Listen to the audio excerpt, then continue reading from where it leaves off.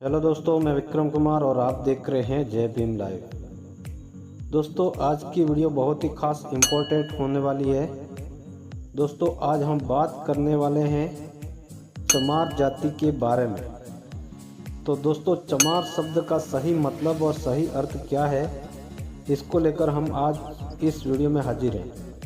दोस्तों, कई जगहों पर चमार कहकर अपमानित किया जाता है, तो कई जगहों पर अपने आप में चमार कहकर कुछ लोग गर्व को महसूस करते हैं। तो क्या वास्तव में चमार शब्द एक अपमानित शब्द है?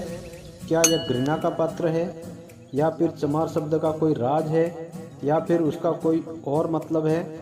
तो दोस्तों, वीडियो शुरू करने से पहले हमारी छोटी सी एक रिक्वेस्ट है कि अगर आप हमारे जय भीम लाइव चैनल पर पहली बार आए हैं तो प्लीज़ चैनल को सब्सक्राइब ज़रूर करें, क्योंकि दोस्तों हमारे चैनल पर दलितों की न्यूज़, बहुजनों की न्यूज़ और उनका इतिहास बताया जाता है। दोस्तों, आपके सब्सक्राइब करने से हमारा मनोबल बढ़ता है और हमें काम करने की ऊर्जा मिलती है। साथ ही दोस्तों, बेल नोटिफिकेशन को दबाकर ऑल पर सेट कर देना, ताकि हमारी वीडियो की नोटिफिकेशन बिना किसी रुकावट आपको मिलती रहे। चलिए दोस्तों, वीडियो को करते हैं शुरू और जानते हैं चमार शब्द का अर्थ के बारे में। दोस्तों, आप सभी को पता है कि ये मनुवादी मानसिकता के लोग हैं, जो छोटी सोच के लोग हैं, इन लोगों ने लोगों को जातियों में बांट करके उन्हें नीचा दिखाने का प्रयास करते हैं और चूड़ा, चमार, चमारिया, चमार, सियार जैसे शब्दों का प्रयोग करके अपमानित करने का काम करते हैं। सम्मानित साथियों, आप सभी को पता है कि चमार जाति में गुरु रविदास जी का बहुत ही महत्व है। गुरु रविदास जी चमार जाति के बहुत ही बड़े महात्मा, बहुत ही बड़े संत थे। उन्होंने समाज को बदलने के लिए, जो समाज रूढ़िवादी परंपरा, अंधविश्वास की परंपरा, ऊंची नीची जाति की परंपरा में बटा हुआ था, उस समाज को सुधारने के लिए संत रविदास जी ने अपने दोहों से, उन्होंने अपने ज्ञान से इस समाज को बदलने में पूरा प्रयास किया। दोस्तों, एक बार की घटना है, गुरु रविदास जी अपने लोगों को ज्ञान दे रहे थे, यानी कि गुरु रविदास जी अपने दोहों के माध्यम से समझा रहे थे, शिक्षा दे रहे थे। यह बात जैसे ही ब्राह्मण मनुवादी लोगों को पता चलती है, उनके पेट में दर्द हो जाता है। उन्हें इस पर चिढ़ हो जाती है कि यह तो हमारे धर्मशास्त्रों के खिलाफ लोगों को शिक्षित कर रहा है, लोगों में ज्ञान बांट रहा है। यह लोग शिक्षित हो जाएंगे, तर्कशील हो जाएंगे, तो यह सभी लोग हमारे धर्म ग्रंथों का विरोध करने लगेंगे। जितना हो सके उतना जल्दी रविदास को रोका जाए। अगर हम रविदास को रोकने में कामयाब हो जाएंगे तो ये लोगों को शिक्षा देना बंद कर देगा, यह शिक्षा देने का उपदेश देना बंद हो जाएगा। दोस्तों, आप सभी को पता है, गुरु रविदास जी का जन्म वाराणसी के गोवर्धन गांव में हुआ था। तो वहाँ के जो राजा थे, वहाँ उस काशी नगरी के जो नरेश थे, उनके यहाँ जाकर के ब्राह्मणों ने शिकायत की कि एक चमार जाति का लड़का है, लोगों को उपदेश दे रहा है, लोगों को संदेश दे रहा है, लोगों को शिक्षा ग्रहण करा रहा है, और हमारे धर्म ग्रंथों के खिलाफ जाकर वह लोगों को शिक्षित कर रहा है। उसको रोका जाए, वरना वह धर्म के खिलाफ जाकर के वह अधर्म कर रहा है, पाप कर रहा है। एक नीची जाति के व्यक्ति को उपदेश देने का कोई अधिकार नहीं है।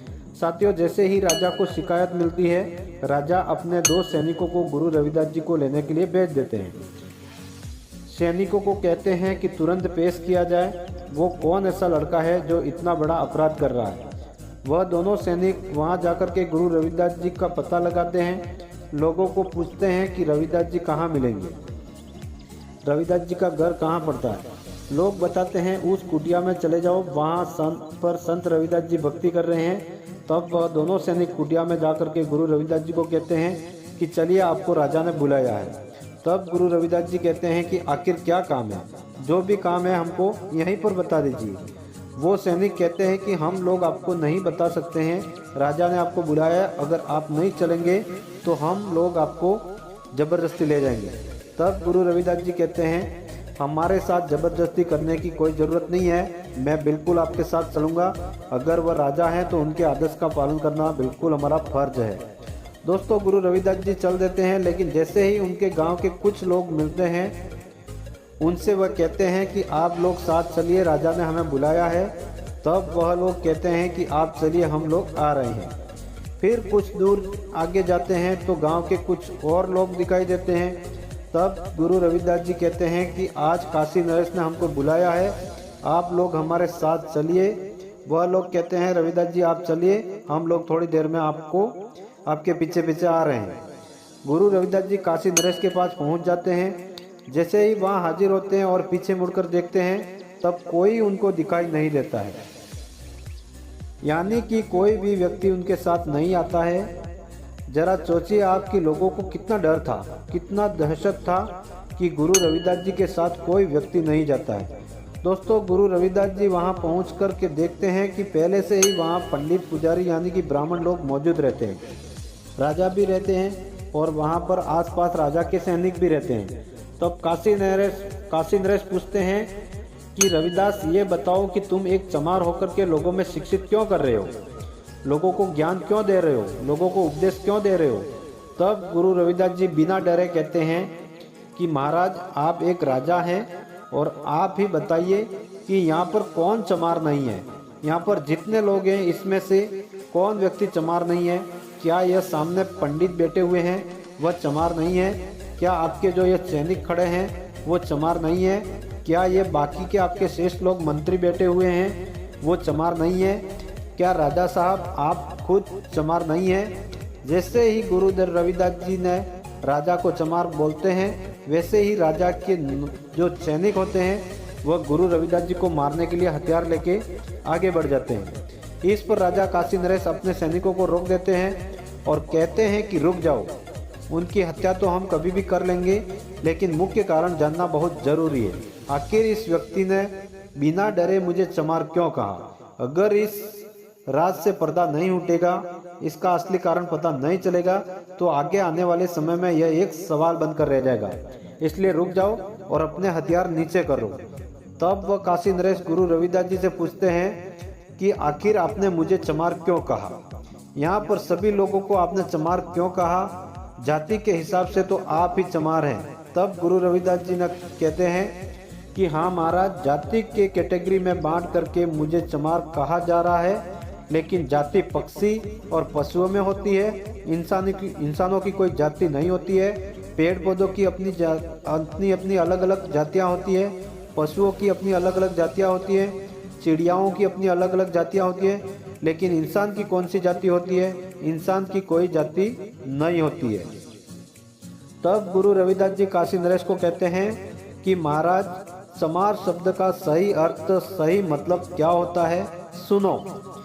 च से चमड़ा, म से मांस, अ से अस्थि यानी हड्डियां, र से रक्त खून। इनमें से कौन ऐसा व्यक्ति है जो चमड़ा, मांस, हड्डी, रक्त से नहीं बना है। अगर वह इन चीज़ों से नहीं बना है तो वह चमार नहीं है। बाकी शेष लोग जो भी हैं वह सभी चमार है। और गुरु रविदास जी एक दोहा कहते हैं राजा नरेश को कि तुम भी चाम के मैं भी चाम का, कौन शाम से न्यारा, एक माटी के हम सब बंदे, कहे रविदास चमारा। गुरु रविदास जी की यह बात सुन करके काशी नरेश को यह बात समझ में आ जाती है कि गुरु रविदास जी जो भी कह रहे हैं वह एकदम सही कह रहे हैं और सजा देनी थी गुरु रविदास जी को ब्राह्मणों के अनुसार। लेकिन जब बात राजा के समझ में आ जाती है, जो भी उदाहरण, जो भी एग्जाम्पल गुरु रविदास जी ने दिया वह सत्य है, वह प्रमाणित है और वह सही है। इस वजह से वह सजा जो भी ब्राह्मण शिकायत करने गए थे उन सभी ब्राह्मणों को काशी नरेश सबको सजा देते हैं। और राजा अपने हाथी पर, जिसके ऊपर सोने की गोल्डन की चादर बिछाई होती है, उसके ऊपर रविदास जी को बैठा करके पूरे नगर का भ्रमण कराते हैं। यह सब देख करके शूद्र समाज के लोगों को हौसला बुलंद होता है कि एक चमार जाति का व्यक्ति, जिसको ब्राह्मण धर्म के अनुसार नीच कहा जाता है, वह आज राजा के हाथी पर बैठ करके पूरे नगर का भ्रमण कर रहा है। गुरु रविदास जी की जय जयकार होने लगती है और संत शिरोमणि गुरु रविदास जी की चर्चा पूरे भारत में होने लगती है।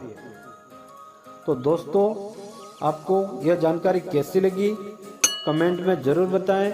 वीडियो अच्छी लगी हो तो वीडियो को लाइक करें, अपने परिवार दोस्तों में शेयर करें, चैनल को सब्सक्राइब करें। मिलते हैं नए वीडियो के साथ में, तब तक के लिए जय भीम, नमो बुद्धाय, धन्यवाद।